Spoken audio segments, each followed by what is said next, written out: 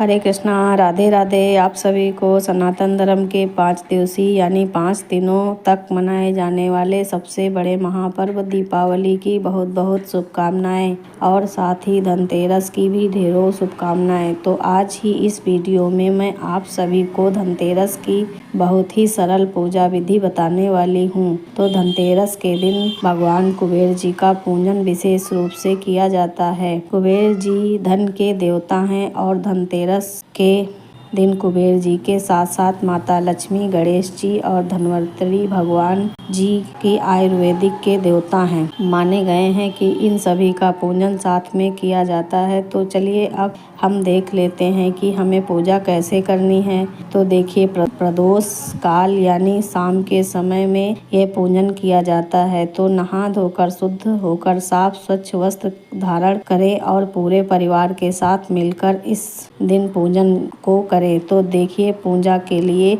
आप चावल या गेहूं के आटे से सबसे पहले चौक पूरा लें। उसके ऊपर पाटा रखें, चौकी लगाकर लाल या पीले रंग का पूजा का या कोई भी कोरा वस्त्र बिछा लें और इसके बाद चावलों का हमें आसन देना है। और इसके साथ ही देखिए, आपके पास कुबेर जी की प्रतिमा या फोटो कुछ भी हो तो आप उन्हें विराजमान करें। और अगर आपके पास कुछ भी नहीं है तो आप सुपारी के रूप में भी कुबेर जी का आवाहन करते हुए पूजन कर सकते हैं। और इस फोटो में देखिए, कुबेर जी के साथ साथ कुबेर यंत्र भी बना हुआ है। तो आपके पास अगर खाली कुबेर यंत्र है तो आप इसे भी स्थापित कर सकते हैं चौकी पर। अब इसके साथ ही देखिए, चावलों का हम 3 जगह और आसन देंगे। और देखिए, पूजा में जो भी चावल आप प्रयोग करें वो साबुत होना चाहिए। और चावल की जगह पर आप फूलों का भी आसन दे सकते हैं।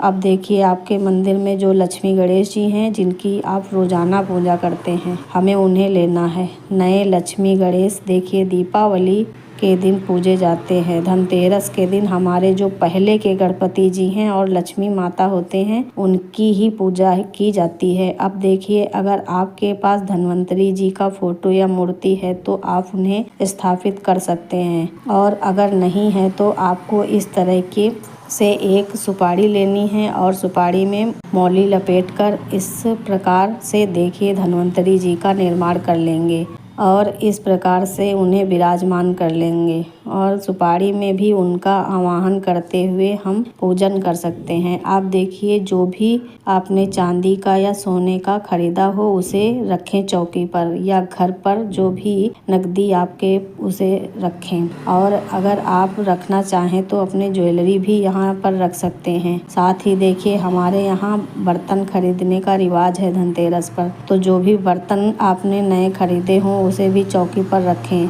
और इन सभी का पूजन किया जाएगा। अब देखिए, एक प्लेट पर थोड़े से अक्षत मैंने रख लिए हैं और देखिए, तो बाती वाला एक दीपक हमें प्रज्वलित कर लेना है। इसे कुबेर दीपक बोला जाता है और इसका मुख है जो कुबेर जी की तरफ होना चाहिए। अब इसके साथ ही देखिए, गंगा जल और फूल की सहायता से स्नान की भावना से हमने सभी को छींटा दे दिया है और गणपति जी को, माता लक्ष्मी को वस्त्र की भावना से हमने कलावा अर्पित कर दिया है। और साथ ही में भगवान धन्वंतरि जी, भगवान कुबेर जी, सभी को हम वस्त्र की भावना से कलावा अर्पित कर देंगे। और साथ ही गणपति जी, भगवान धन्वंतरि जी, कुबेर जी, तीनों देवताओं को यहाँ पर हम जनेऊ समर्पित कर देंगे। तो देखिए, कुबेर जी का और धन्वंतरि जी का पूजन धनतेरस के दिन विशेष रूप से किया जाता है। और कुबेर जी को पीली धातु बहुत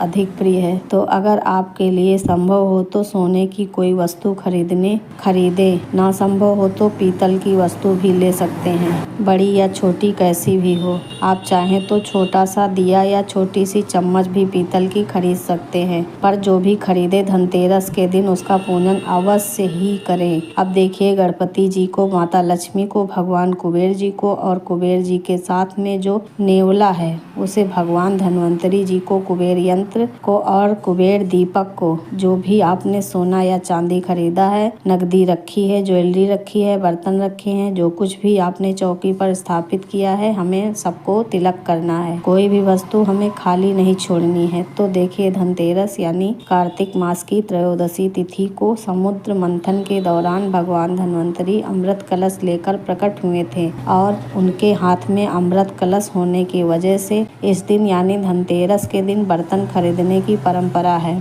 तो इस प्रकार से चंदन और रोली से सभी को तिलक करने के बाद हम सभी को अक्षत समर्पित कर देंगे। अब देखिए यह बात आप सब जानते होंगे कि माता लक्ष्मी को सुगंध जो है वह अति प्रिय होती है। तो जब भी माता लक्ष्मी का किसी भी तरह का कोई भी पूजन करे तो इत्र का प्रयोग अवश्य रूप से करें। अब इसके साथ ही देखिए गणपति जी को, माता लक्ष्मी को, भगवान धन्वंतरी जी को, कुबेर जी को और जो भी वस्तुएं हमने खरीदी हैं आज के दिन सभी को हम पुष्प अर्पित कर देंगे। तो देखिए धनतेरस पर हम कोई भी वस्तु अगर खरीदते हैं तो ऐसा माना जाता है कि उसमें 13 गुना वृद्धि होती है। अब इसके साथ ही देखिए धनतेरस के दिन हमें साबुत धनिया जरूर खरीदना है, चाहे थोड़ा सा ही आप खरीदें पर साबुत धनिया खरीदें जरूर। और इसके साथ ही देखिए खील बतासे का हम भोग समर्पित कर देंगे, इसके विशेष महत्व है। और इसके साथ ही देखिए आपने जो भी बाजार से मिठाई मंगवाई है या घर पर अगर कोई मिठाई बनाई हो तो उसका भोग आप समर्पित करें और साथ ही जो भी ऋतु फल है उपलब्ध उनका भोग आप लगाएं। और अब देखिए आपके रसोई में जो भी औषधि आयुर्वेदिक चीज़ें हैं, जैसे यहाँ पर देखिए मैंने दालचीनी, इलायची, काली मिर्च, लौंग और हल्दी की गांठ ली है और वह समर्पित कर देंगे। और इसके साथ ही एलोवेरा, करी पत्ती, आंवले का पत्ता और तुलसी पत्ता और तेज पत्ता, इस तरह की जो वस्तुएं हैं जो औषधि गुणों से भरपूर होती हैं, जैसे आंवला, नींबू, अदरक, कई सारी ऐसी चीज़ें होती हैं, सभी कुछ आप समर्पित कर दें जो आपके गार्डन या किचन में हो। क्योंकि देखिए आज के टाइम में सभी को कोई ना कोई हेल्थ इशू जरूर है और आयुर्वेदिक चिकित्सा पद्धति के जनक भगवान धन्वंतरी जी की उपासना करने से आरोग्य की प्राप्ति होती है और शरीर ऊर्जावान रहता है। और यहाँ पर अगर आप चाहें तो भगवान धन्वंतरी जी को अपने नई दवाइयाँ भी समर्पित कर सकते हैं, जिससे वह और अधिक गुणवत्ता से युक्त और प्रभावशाली हो जाए। अब सभी लोग के साथ आपको एक लोटे में जल भरकर जरूर रखना है। अब इसके साथ ही देखिए धूप और दीप से यहाँ पर हम प्रेम पूर्वक गणपति जी की, माता लक्ष्मी जी की, कुबेर जी की, भगवान धन्वंतरी जी की सभी की आरती उतार लेंगे। और यहाँ पर मैं घी का दीपक लगाकर आरती कर रही हूँ। आप चाहे तो कपूर की भी आरती उतार सकते हैं और अपने यथा सामर्थ्य कुछ दक्षिणा निकाल कर आप जरूर रखते हैं। और इसे देखिए किसी भी जरूरतमंद को आप दान दे सकते हैं, जिससे इस दीपावली के पर्व में उसकी भी थोड़ी सी मदद हो जाए। उसके बाद देखिए सभी के हम चरण स्पर्श कर लेंगे और हाथ जोड़कर सभी से ऐसी प्रार्थना कर लेंगे कि हम पर और हमारे परिवार पर सदैव अपनी कृपा दृष्टि बनाकर रखे।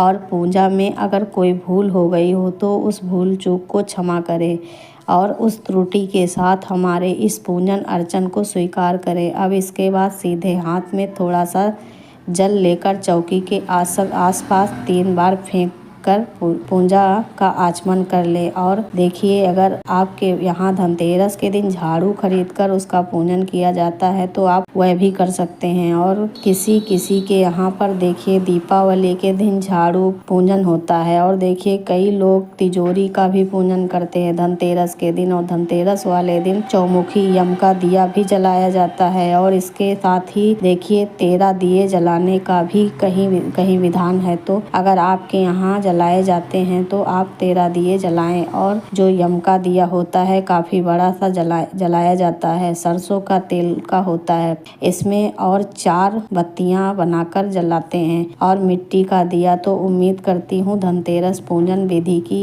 यह वीडियो आप सभी को जरूर पसंद आएगी। वीडियो अगर थोड़ी भी यूजफुल हो तो, थोड़ी भी अच्छी लगी हो तो वीडियो को प्लीज लाइक करें। और दीपावली से रिलेटेड और भी कई सारे अच्छे और यूजफुल वीडियो इस चैनल पर आने वाले हैं, तो सब्सक्राइब कर लें, जिससे भी सभी वीडियोस का नोटिफिकेशन आपको मिले। सबसे पहले तो मिलती हूँ आप सभी के एक नए वीडियो में। तब तक के लिए happy Deepavali to all of you. जय माता दी।